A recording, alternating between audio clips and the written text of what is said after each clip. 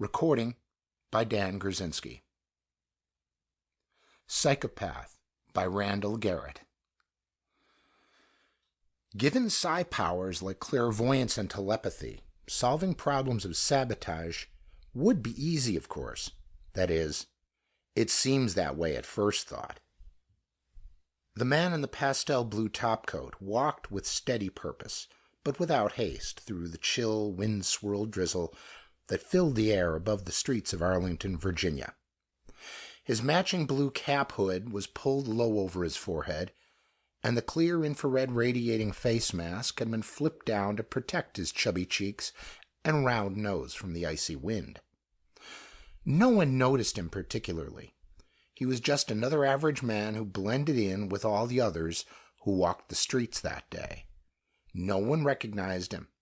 His face did not appear often in public places except in his own state, and, even so, it was a thoroughly ordinary face. But as he walked, Senator John Peter Gonzalez was keeping a mental, fine-webbed, four-dimensional net around him, feeling for the slightest touch of recognition. He wanted no one to connect him in any way with his intended destination. It was not his first visit to the sixth-floor brick building that stood on street in a lower middle-class district of Arlington. Actually, government business took him there more often than would have been safe for the average man on the street. For Senator Gonzalez, the process of remaining incognito was so elementary that it was almost subconscious. Arriving at his destination, he paused on the sidewalk to light a cigarette, shielding it against the wind and drizzle with cupped hands, while his mind made one last check on the surroundings. Then he strode quickly up the 5 steps to the double doors which were marked the Society for Mystical and Metaphysical Research, Incorporated. Just as he stepped in, he flipped the face shield up and put on an old-fashioned pair of thick-lensed, black-rimmed spectacles. Then, his face assuming a bland smile that would have been completely out of place on Senator Gonzalez, he went from the foyer into the front office. "Good afternoon, Mrs. Jesser," he said, in a high, smooth, slightly accented voice that was not his own. "I perceive by your aura that you are feeling well. Your normal aura color is tinged with a positive golden hue." Mrs. Jesser, a well-rounded matron in her early 40s, rose to the bait, like a porpoise being hand-fed at a Florida zoo.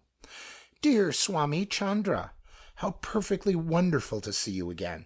You're looking very well yourself." The Swami, whose Indian blood was of the Aztec rather than the Brahmin variety, nonetheless managed to radiate all the mystery of the East.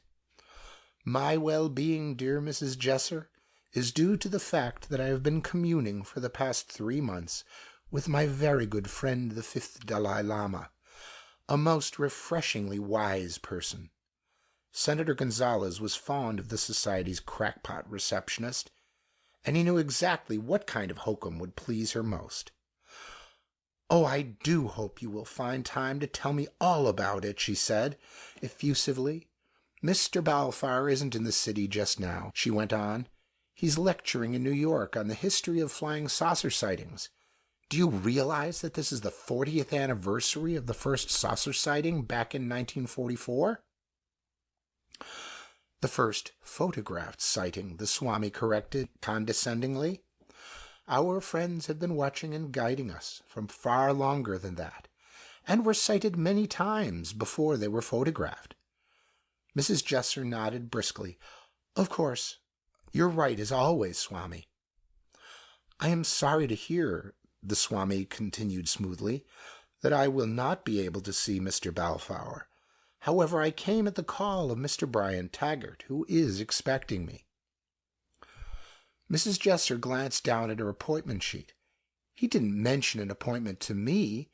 However," she punched a button on the intercom. "Mr. Taggart, Swami Chandra is here to see you.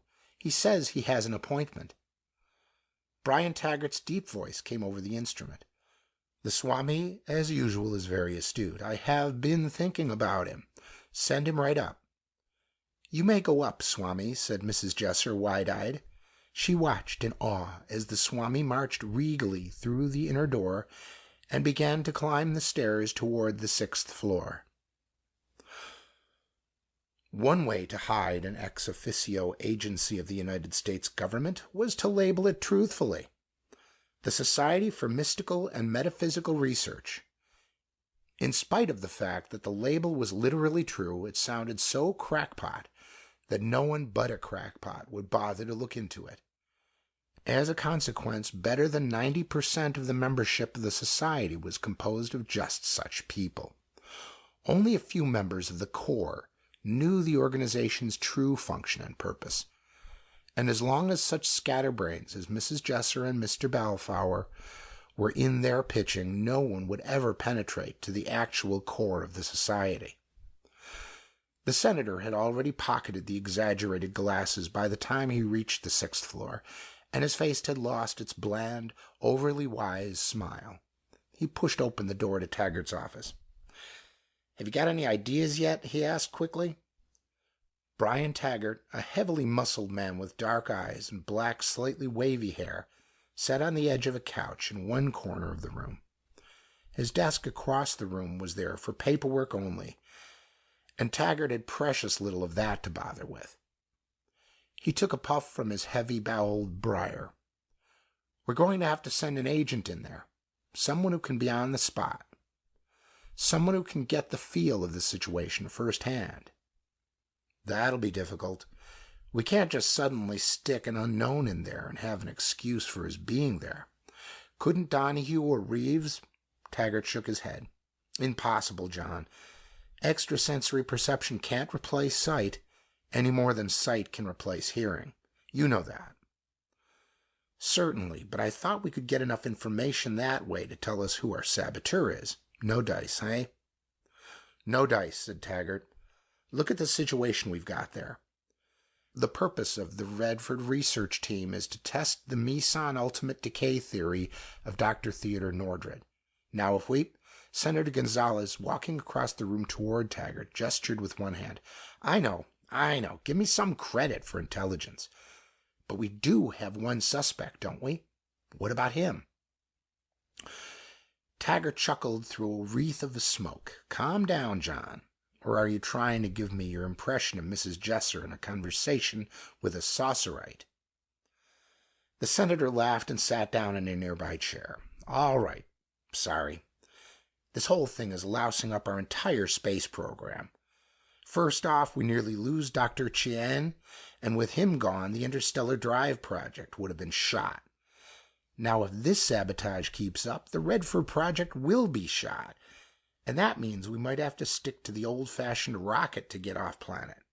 Brian, we need anti-gravity, and, so far, Nordred's theory is our only clue." "Agreed," said Taggart. "Well, we're never going to get it if equipment keeps mysteriously burning itself out, breaking down, and just generally goofing up. This morning, the primary exciter on the new ultracosmotron went haywire, and the beam of sodium nuclei burned through part of the accelerator tube wall. It'll take a month to get it back in working order." Taggart took his pipe out of his mouth and tapped the dottle into nearby ash disposal unit. "And you want to pick up our pet spy?"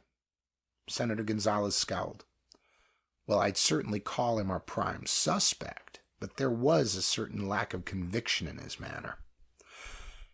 Brian Taggart didn't flatly contradict the senator. "Maybe.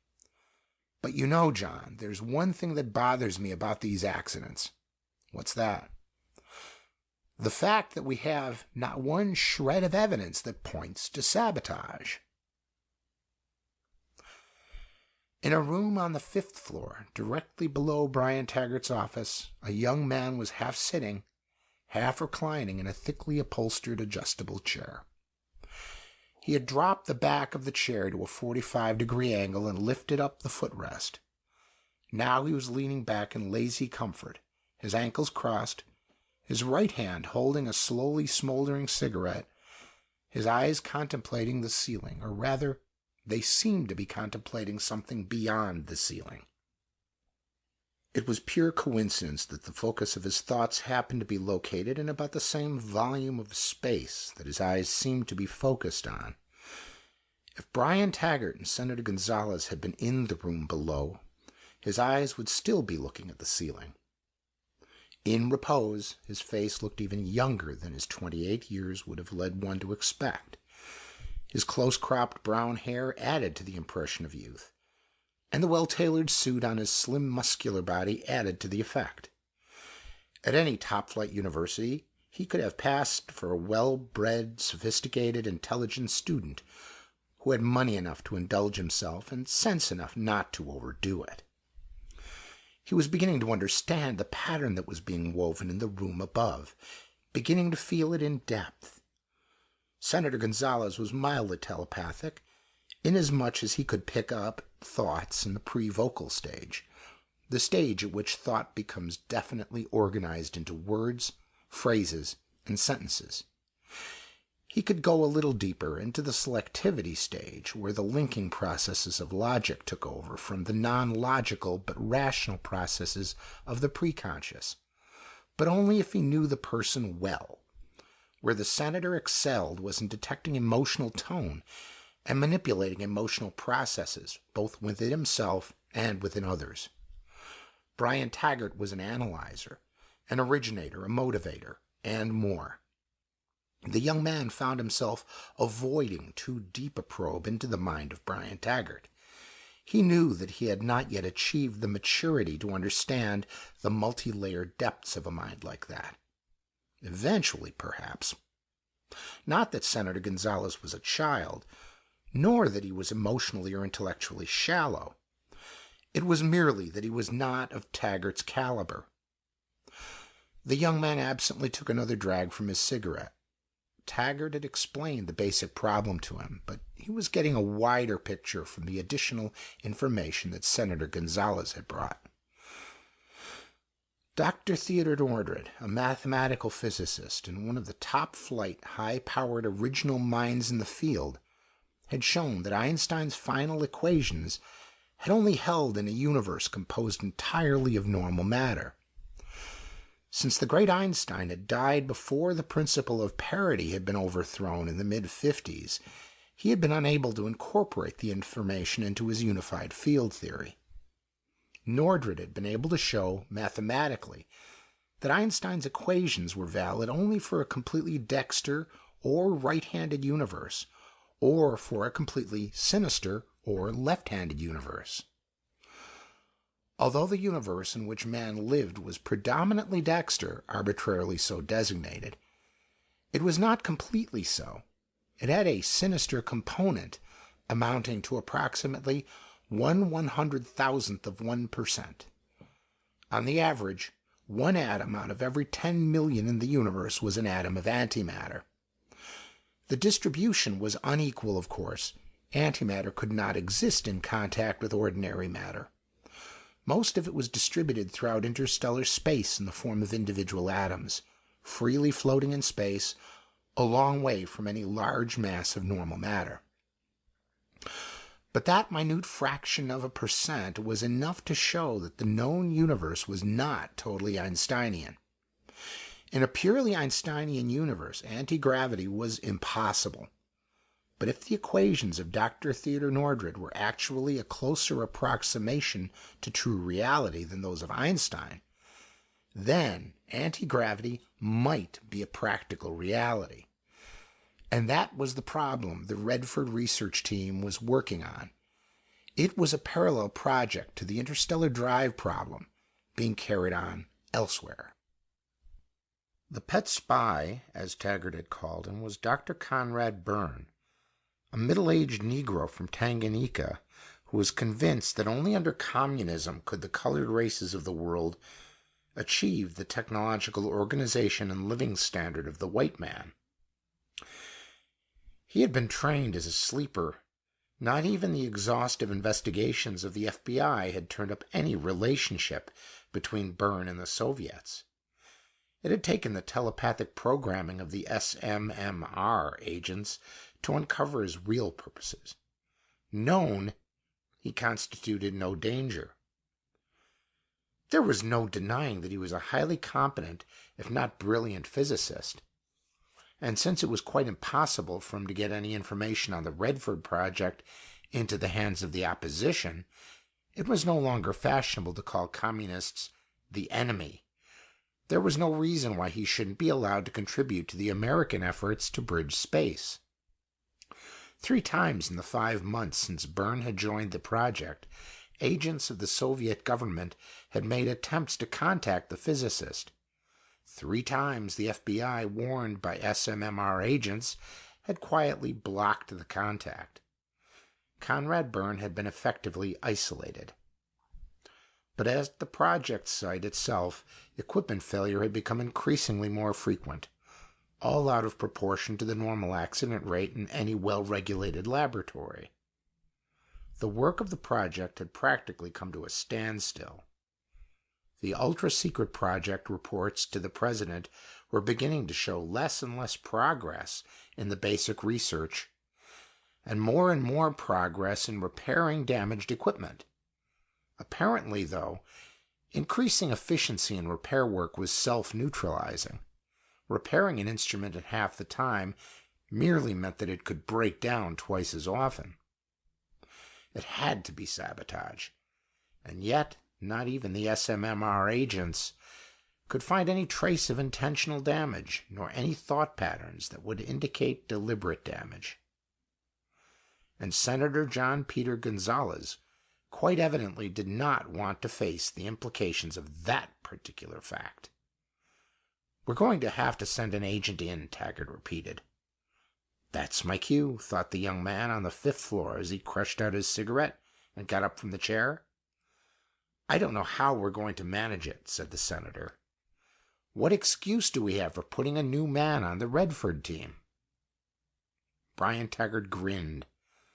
"What they need is an expert repair technician, a man who knows how to build and repair complex research instruments. He doesn't have to know anything about the purpose of the team itself. All he has to do is keep the equipment in good shape." Senator Gonzalez let a slow smile spread over his face. "You've been gulling me, you snake. All right, I deserved it. Tell him to come in." As the door opened, Taggart said, "Senator Gonzalez, may I present Mr. David McKeith? He's our man, I think." David McKeith watched a blue line wriggle its way erratically across the face of an oscilloscope. "The waveform is way off," he said flatly, "and the frequency is slithering all over the place." He squinted at the line for a moment, then spoke to the man standing nearby. "Signal Harry to back her off 2 degrees, then run her up slowly, 10 minutes at a time." The other man flickered the key on the side of the small carbide Welsbach lamp. The shutters blinked, sending pulses of light down the length of the 10-foot diameter glass-walled tube in which the men were working. Far down the tube, McKeith could see the answering flicker from Harry 1.5 miles away in the darkness. McKeith watched the screen again. After a few seconds, he said, "Okay, hold it." Again, the lamp flashed. "Well, it isn't perfect," McKeith said, "but it's all we can do from here. We'll have to evacuate the tube to get her in perfect balance. Tell Harry to knock off for the day." While the welcome message was being flashed, McKeith shut off the testing instruments and disconnected them. It was possible to compensate a little for the testing equipment, but a telephone or even an electric flashlight would simply add to the burden. Bill McGriffin shoved down the key on the lamp he was holding and locked it into place. The shutters remained open, and the lamp shed a beam of white light along the shining walls of the cylindrical tube. "How much longer do you figure it'll take, Dave?" he asked. "Another shift at least," said McKeith, picking up the compact shielded instrument case. "You want to carry that mat?" Griffin picked up the thick sponge rubber mat that the instrument case had been sitting on, and the 2 men started off down the tube, walking silently on the sponge rubber soled shoes which would not scratch the glass underfoot. "Any indication yet as to who our saboteur is?" Griffin asked. "I'm not sure," McKeith admitted. I've picked up a couple of leads, but I don't know if they mean anything or not." "I wonder if there is a saboteur," Griffin said musingly. "Maybe it's just a run of bad luck. It could happen, you know. A statistical run of—" "You don't believe that any more than I do," McKeith said. "No, but I find it even harder to believe that a materialistic philosophy like communism could evolve any workable psionic discipline." "So do I," agreed McKeith. "But it can't be physical sabotage," Griffin argued. "There's not a trace of it anywhere. It has to be psionic." "Right," said McKeith, grinning as he saw what was coming next. "But we've already eliminated that. So?" Griffin nodded firmly, as if in full agreement with himself. "So we follow the dictum of the master. Eliminate the impossible. Whatever is left, no matter how improbable, is the truth. And since there is absolutely nothing left, there is no truth. At the bottom, the whole thing is merely a matter of mental delusion." "Sherlock Holmes would be proud of you, Bill," McKeith said, "and so am I." Griffin looked at McKeith oddly. "I wish I was a halfway decent telepath. I'd like to know what's going on in your preconscious." "You'd have to dig deeper than that, I'm afraid," McKeith said ruefully. "As soon as my subconscious has solved the problem, I'll let you know." "I've changed my mind," said Griffin cheerfully. "I don't envy your telepathy. I don't envy a guy who has to TP his own subconscious to find out what he's thinking." McKeith chuckled softly as he turned the bolt that opened the door in the gun end of the stripped nuclei accelerator. The seals broke with a soft hiss.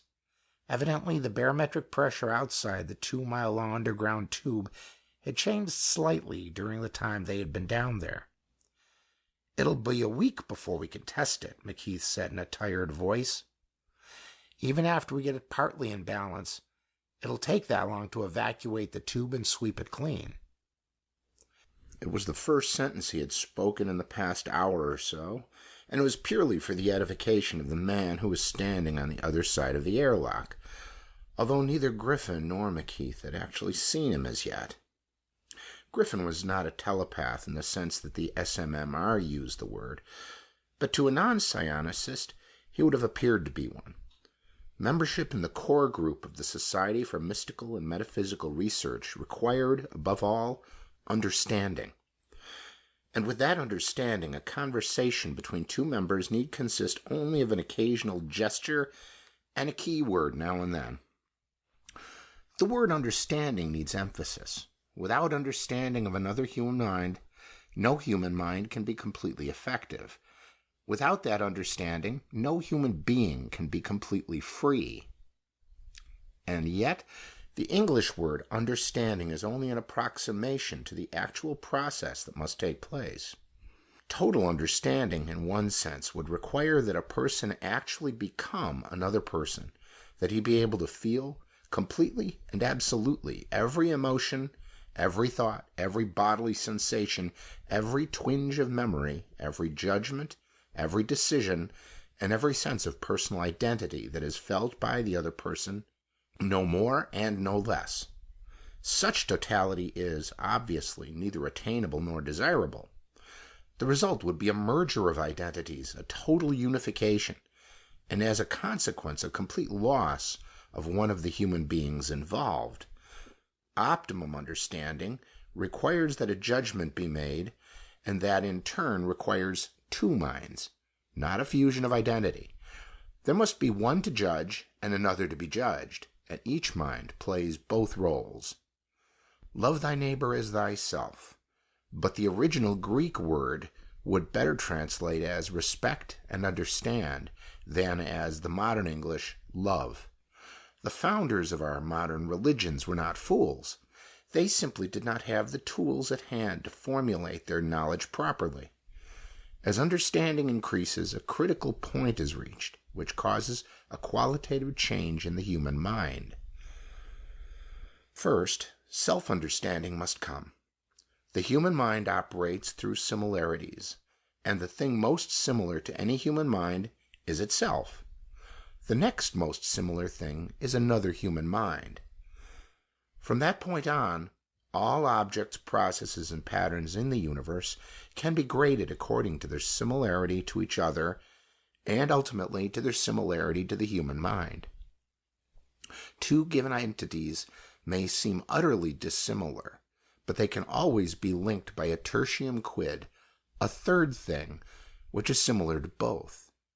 This third thing, be it a material object or a product of the human imagination, is called a symbol. Symbols are the bridges by which the human mind can reach and manipulate the universe in which it exists. With the proper symbols and the understanding to use them, the human mind is limited only by its own inherent structural restrictions. One of the most active research projects of the SMMR was the construction of a more powerful symbology. Psionics had made tremendous strides in the previous 4 decades, but it was still in the alchemy stage.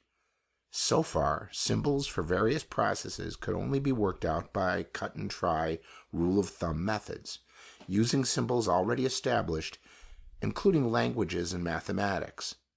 None were completely satisfactory, but they worked fairly well within their narrow limits. As far as communication was concerned, the hashed-together symbology used by the SMMR was better than any conceivable code. The understanding required to break the code was well beyond the critical point. Anyone who could break it was, ipso facto, a member of the SMMR. Most people didn't even realize that a conversation was taking place between 2 members, especially if a cover conversation was used at the same time. Macheath's verbal discussion of the testing of the nuclei accelerator was just such a cover. Even before he had cracked the airlock, he had known that Dr. Theodore Nordred was standing on the other side of the thick wall. Macheath pushed the heavy door open on its smooth hinges.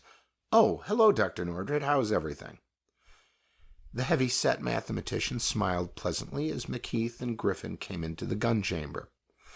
"I just thought I'd come down and see how you were getting along," he said. His voice was a low tenor, with just a touch of Midwestern twang. Sometimes the creative mind gets bogged down in the nth-order abstractions that have no discernible connection with anything at all. He chuckled. "When that happens, I drop everything and go out to find something mundane to worry about." Nordred was only an inch shorter than the slim Macheath, and he weighed in at close to 200 pounds. At 25, he had the build of a lightweight wrestler. 30 more years had added poundage, a roll beneath his chin, and a bulge at the belly. But he still looked capable of going a round or 2 without tiring. His shock of heavy hair was a mixture of mouse brown and gray, and it seemed to have a tendency to stand up on end, which added another inch and a half to his height. His round face had a tendency to smile when he was talking or working with his hands. When he was deep in thought, his face usually relaxed into thoughtful blankness. He frowned rarely, and only for seconds at a time. "It seems to me you have enough to worry about, Doctor," Macheath said banteringly, without looking for it. He put down his instrument case and took out a cigarette, while Griffin closed the door to the acceleration tube. "Oh, I don't have to look far," Nordred said. "How long do you think it'll be before we can resume our work with the monster?" 10 days to 2 weeks, Macheath said promptly. "I see." One of his rare frowns crossed his face. "I wish I knew why the exciter arced across. It shouldn't have." "Don't you have any idea?" Macheath asked innocently. At the same time, he opened his mind wide to net in every wisp and filament of Nordred's thoughts that he could reach. "None at all," admitted the mathematician. "Weakness in the insulation, I suppose, although it tested solidly enough." And his mind as far back as his preconscious and the upper fringes of his subconscious agreed with his words. Macheath could go no deeper as yet. He didn't know Nordred well enough. There were suspicions in Nordred's mind that the insulation weakness must have been caused by deliberate sabotage, but he had no one to pin his suspicions on. Neither he nor anyone else connected with the Redford project was aware of the true status of Dr. Conrad Byrne. "Well, let's hope it doesn't happen again," McKeith said.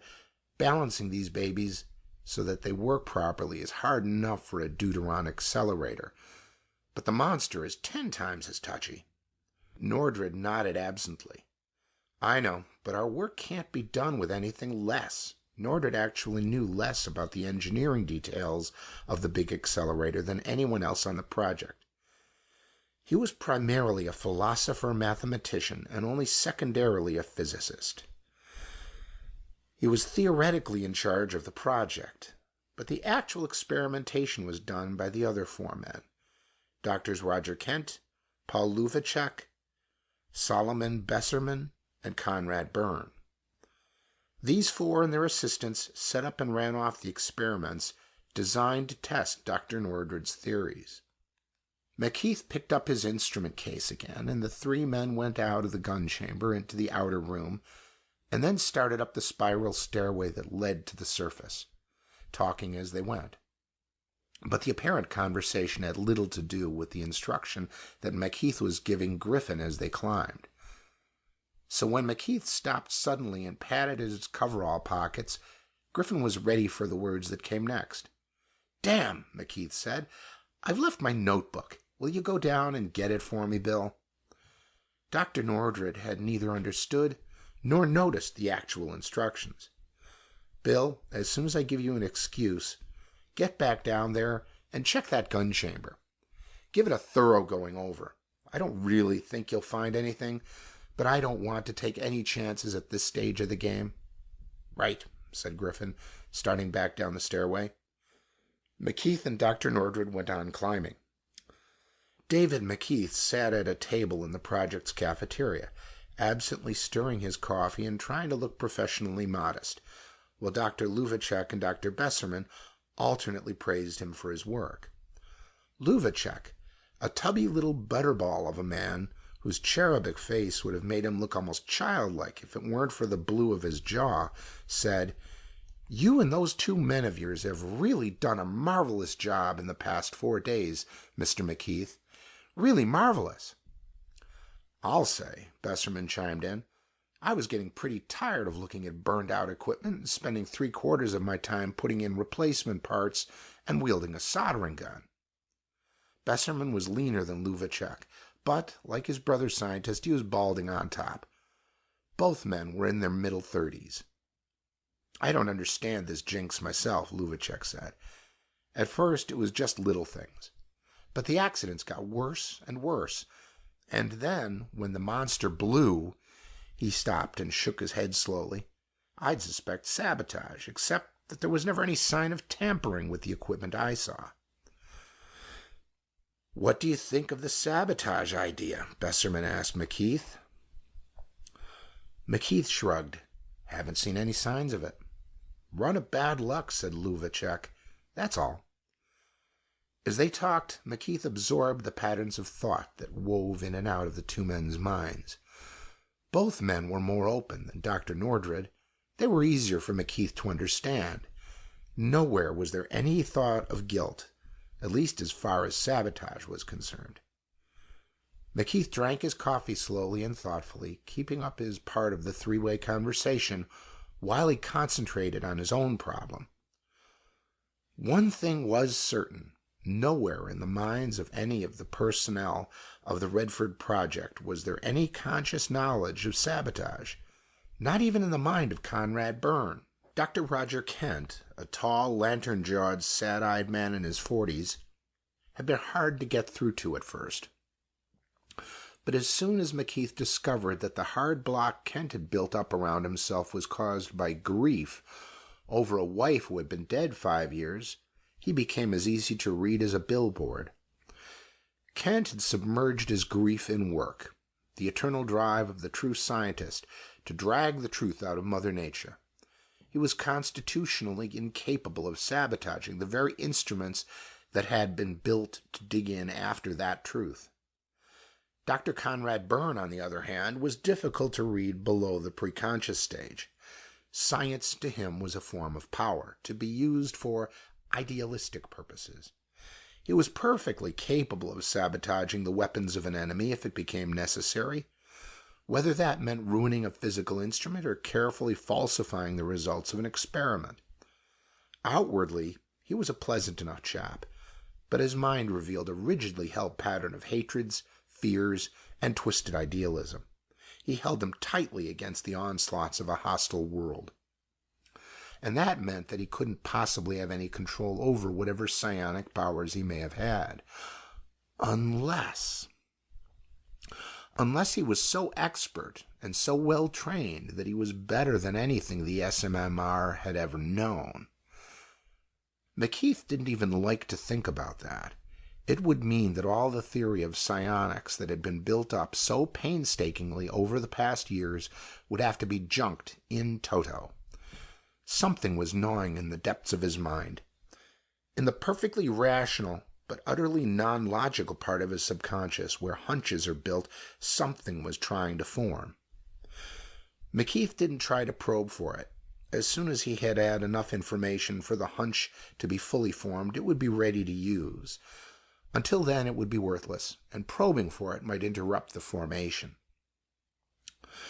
He was just finishing his coffee as Bill Griffin came in the door and headed towards the table where McKeith, Luvacek, and Besserman were sitting.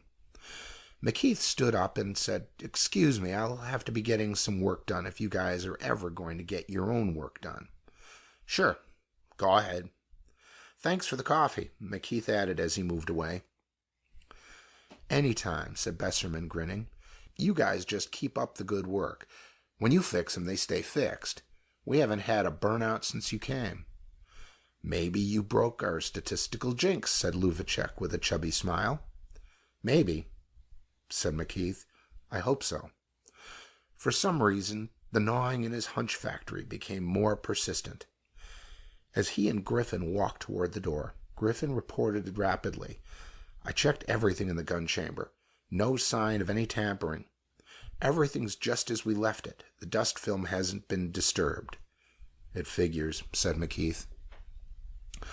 Outside, in the corridor, they met Dr. Conrad Byrne, hurrying toward the cafeteria. He stopped as he saw them.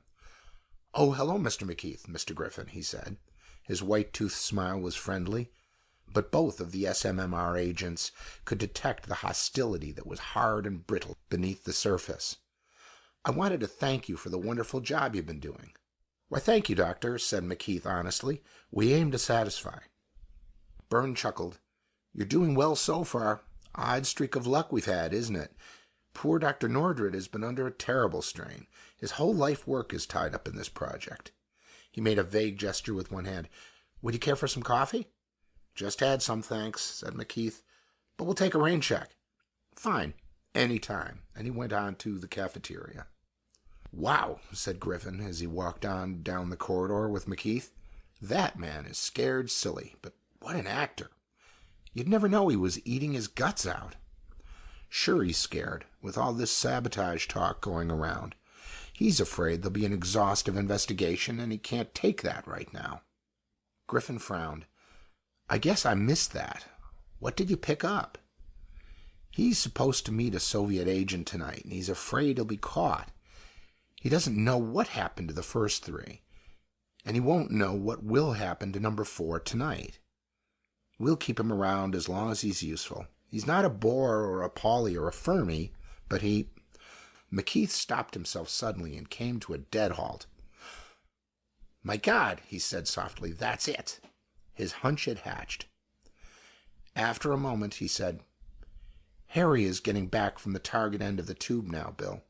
He can't pick me up, so beetle it down to the tool room, get him, and get up to the workshop fast. If I'm not there, wait. I have a little prying to do." "Can do," said Griffin. He went toward the elevator at an easy lope. David McKeith went in the opposite direction. When McKeith returned to the workshop which he had been assigned, Bill Griffin and Harry Benbow were waiting for him. Beside the big-muscled Griffin, Harry Benbow looked even thinner than he was. He was a good 6'2", which made him a head taller than Griffin, but, unlike many tall, lean men, Benbow had no tendency to slouch. He stood tall and straight, reminding McKeith of a poplar tree towering proudly over the countryside.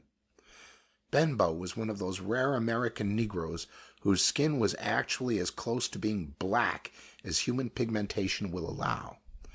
His eyes were like discs of obsidian set in spheres of white porcelain, which gave an odd contrast similarity effect when compared with Griffin's china blue eyes.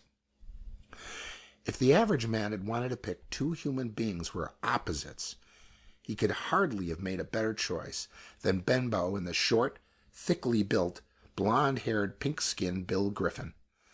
But the average man would be so struck by the differences that he would never notice that the similarities were vastly more important.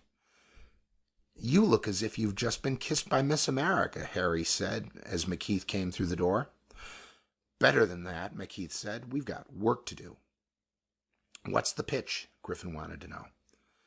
"Well, in the first place, I'm afraid Dr. Conrad Byrne is no longer of any use to the Redford Project. We're going to have to arrest him as an unregistered agent of the Soviet government." "It's just as well," said Harry Benbow gently. "His research hasn't done us any good, and it hasn't done the Soviets any good. The poor guy's been on edge ever since he got here. All the pale hide around this place stirs up every nerve in him."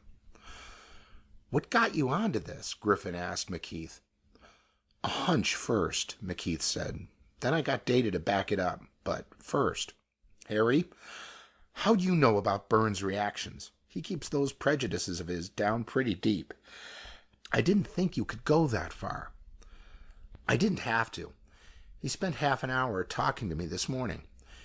He was so happy to see a fellow human being according to his definition of human being that he was as easy to read as if you were doing the reading." McKeith nodded. "I hate to throw him to the wolves, but he's got to go." "What was the snooping you said you had to do?" Griffin asked. "Dates, times. Briefly, I found that the run of accidents has been building up to a peak.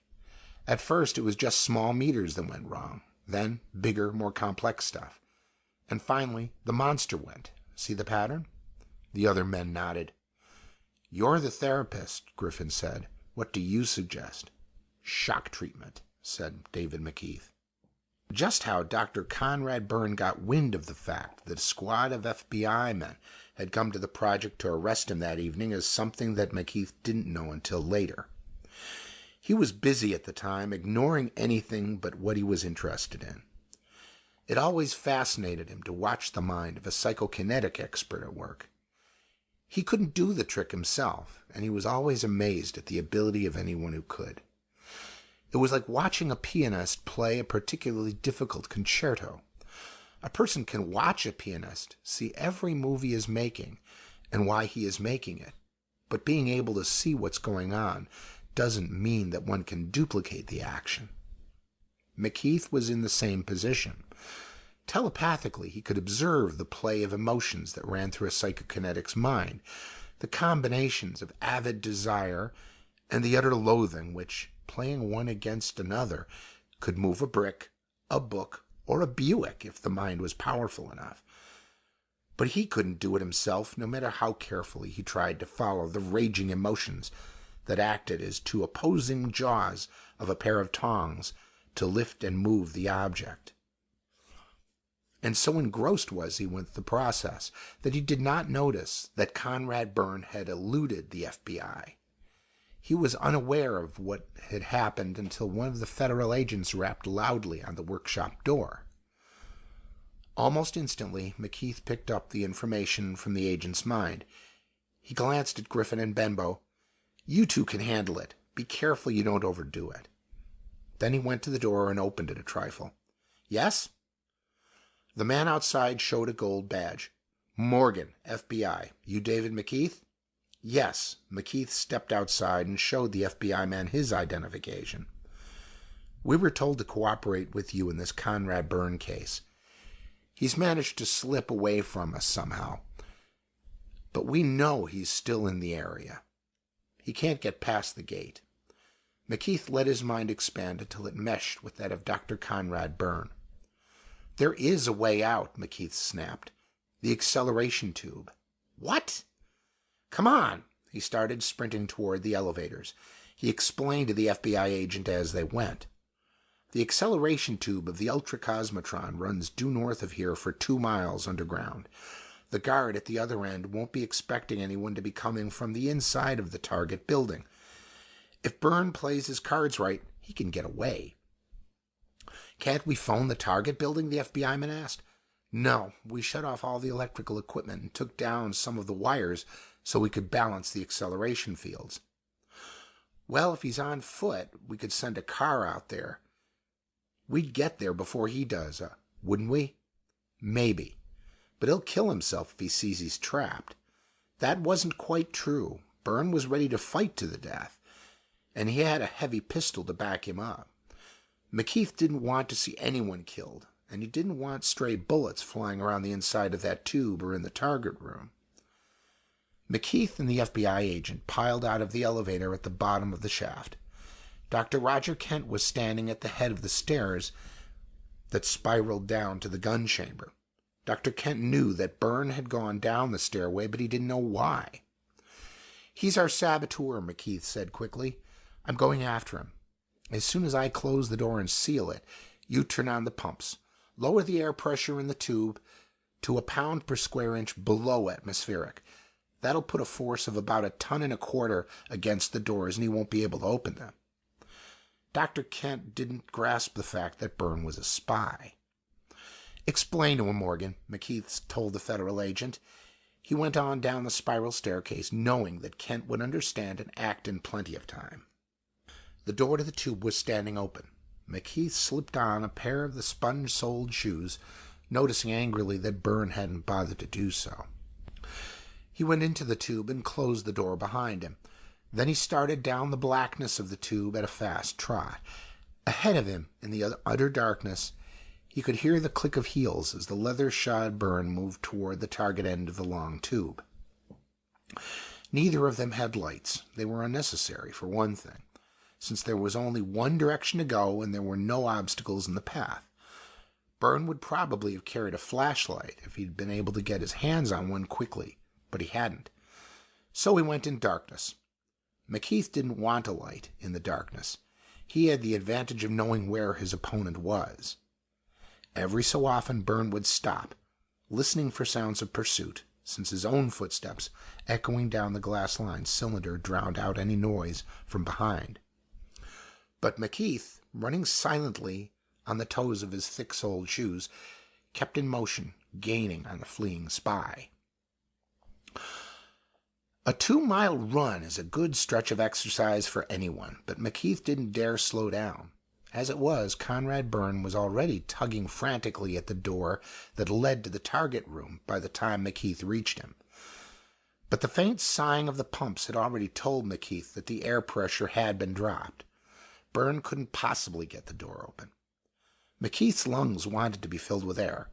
His chest wanted to heave. He wanted to pant, taking in great gulps of life-giving oxygen, but he didn't dare. He didn't want Byrne to know he was there, so he strained to keep his breath silent.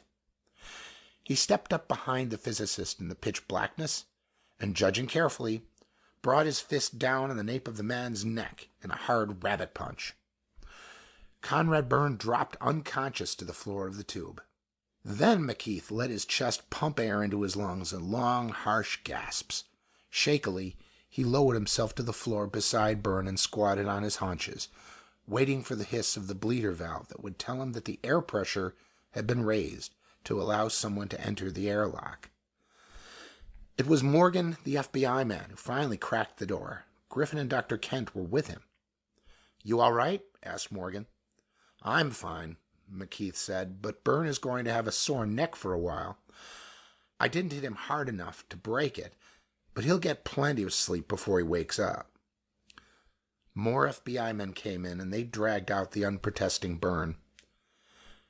Dr. Kent said, "Well, I'm glad that's over. I'll have to get back and see what Dr. Nordred is raving about." "Raving?" asked McKeith innocently. "Yes. While I was in the pump room reducing the pressure, he called me on the interphone. He said he'd been looking all over for me. He and Luvacek and Besserman were up in the lab." He frowned. They claimed that one of the radio-lead samples was floating in the air in the lab. It's settled down now, I gather, but it only weighs a fraction of what it should, though it's gaining all the time. And that's ridiculous. It's not at all what Dr. Nordred's theory predicted. Then he clamped his lips together, thinking perhaps he had talked too much. Interesting, said McKeith blandly. Very interesting. Senator Gonzalez sat in Brian Taggart's sixth-floor office in the SMMR building and looked puzzled. All right, I grant you that Byrne couldn't have been the saboteur. Then why arrest him? Dave McKeith took a drag from his cigarette before he answered. We had to have a patsy, someone to put the blame on. No one really believed that it was just bad luck, but they'll all accept the idea that Byrne was a saboteur. We would have had to arrest him eventually anyway, said Brian Taggart. Give me a quick rundown, Gonzalez said. I've got to explain this to the president. Did you ever hear of the Pauli effect? McKeith asked. Something about the number of electrons that? No. McKeith said quickly. That's the Pauli principle, better known as the exclusion principle. The Pauli effect is a different thing entirely, a psionic effect. It used to be said that a theoretical physicist was judged by his inability to handle research apparatus. The clumsier he was in the research, the better he was with theory. But Wolfgang Pauli was a lot more than clumsy. Apparatus would break, topple over, go to pieces, or burn up if Pauli just walked into the room. Up to the time he died in 1958, his colleagues kidded about it, without really believing there was anything behind it. But it is recorded that the explosion of some vacuum equipment in a laboratory at the University in Göttingen was the direct result of the Pauli effect. It was definitely established that the explosion occurred at the precise moment that a train on which Pauli was traveling stopped for a short time at the Göttingen railway station. The senator said, "The poltergeist phenomenon." "Not exactly," McKeith said, "although there is a similarity. The poltergeist phenomenon is usually spectacular and is nearly always associated with teenage neurotics. Then there's the pyrotic. Fires always start in his vicinity. But there's always a reason for psionic phenomenon to react violently under subconscious control," Senator Gonzalez pointed out. "There's always a psychological quirk." "Sure. And I almost fell into the same trap myself." "How so?" "I was thinking that if Byrne were the saboteur, all our theories of psionics would have to be thrown out. We'd have to start from a different set of precepts, and I didn't even want to think about such an idea." "Nobody likes their pet theories overthrown," Gonzalez observed. "Of course not. But here's the point. The only way that a scientific theory can be proved wrong is to uncover a phenomenon which doesn't fit in with the theory. A theoretical physicist is a mathematician. He makes logical deductions and logical predictions by juggling symbols around in accordance with some logical system. But the axioms, the assumptions upon which those systems are built, are non-logical. You can't prove an axiom. It comes right out of the mind. So imagine that you're a trained theoretical physicist, a really original type thinker. You come up with a mathematical system that explains all known phenomena at that time and predicts others that are, as yet, unknown.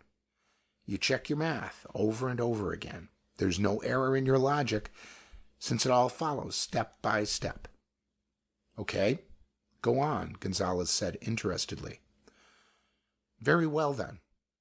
You've built yourself a logical universe based on your axioms, and the structure seems to have a one-to-one correspondence with the actual universe.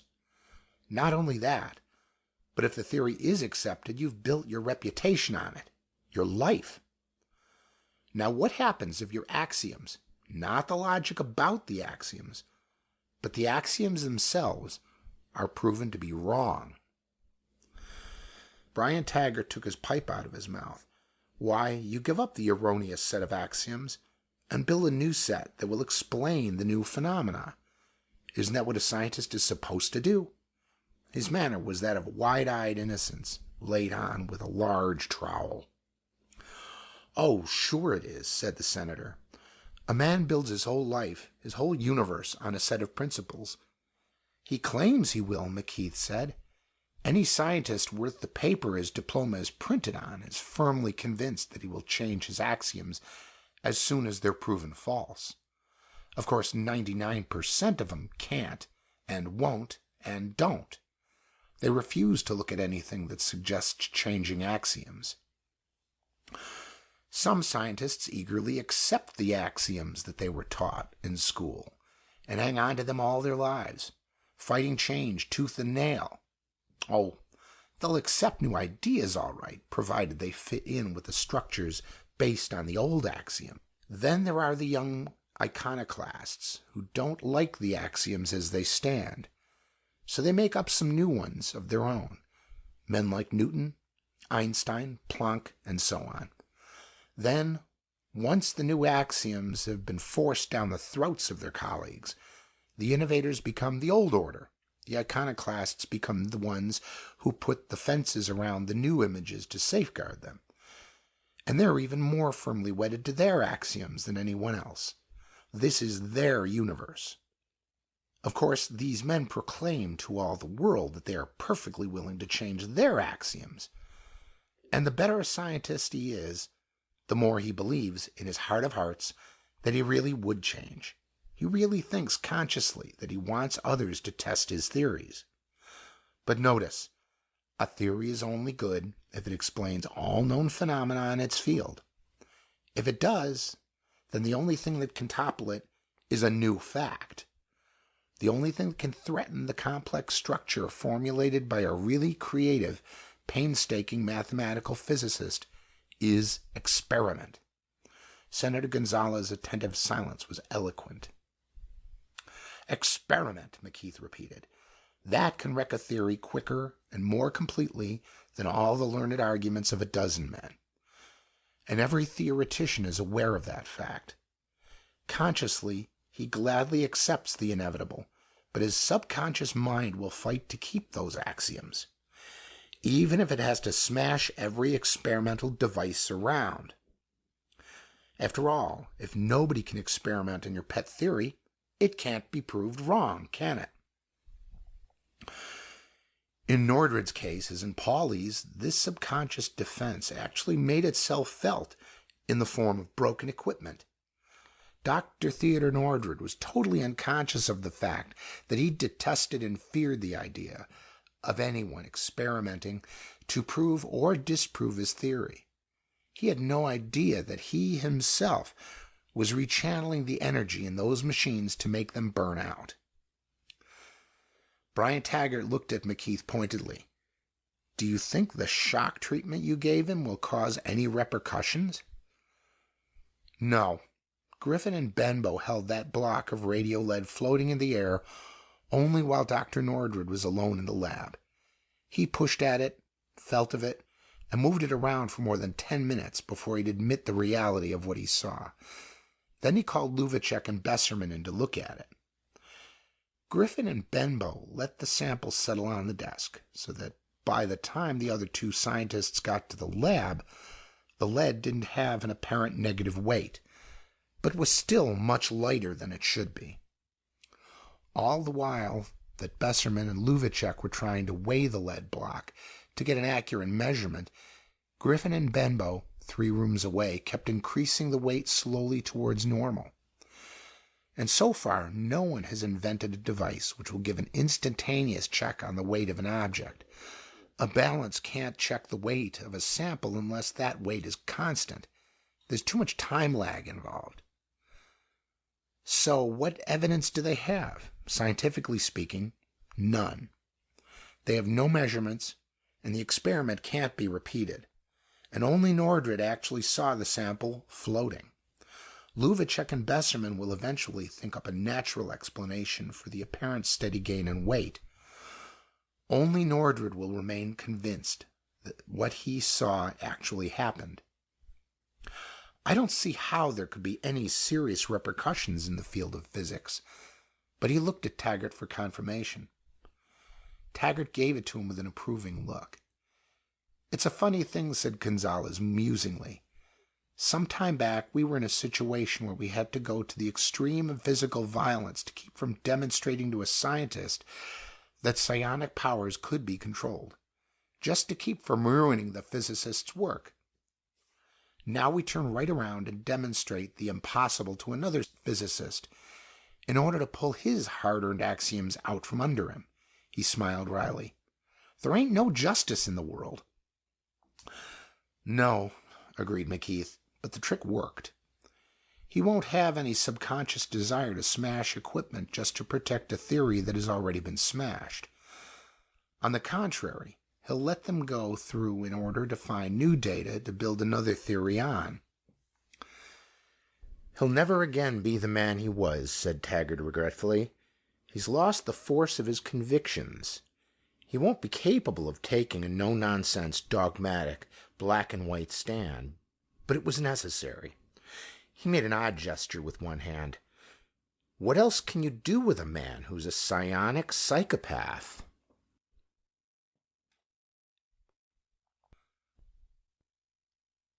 End of Psychopath by Randall Garrett.